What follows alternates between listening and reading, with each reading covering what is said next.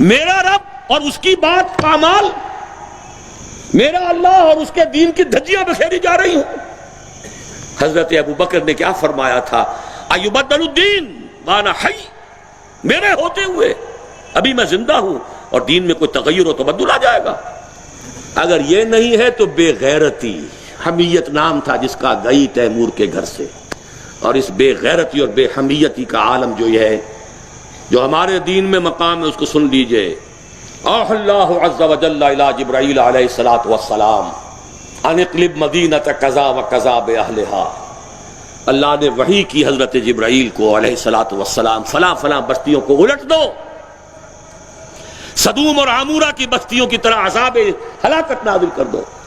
قال فقال، حضور فرماتے ہیں کہ حضرت جبرائیل نے عرض کیا، یا رب ان فیہا عبدک فلانا لم یعصک طرفۃ عین، اے اللہ میں اس بستی کو الٹ دوں، اس میں تیرا فلاں بندہ بھی ہے جس نے کبھی پلک جھپکنے جتنی دیر بھی معصیت میں بسر نہیں کی۔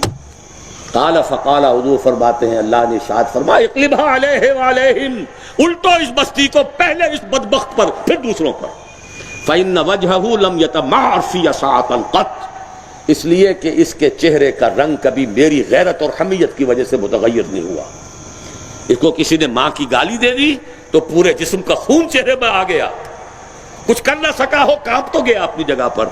اب میرے دین کی دھجیاں بکھرتے ہوئے دیکھتا رہا اور لگا رہا، مست رکھو ذکر و فکر صبح گاہی میں اسے، اور پختہ تر کر دو مزاج خانقاہی میں اسے۔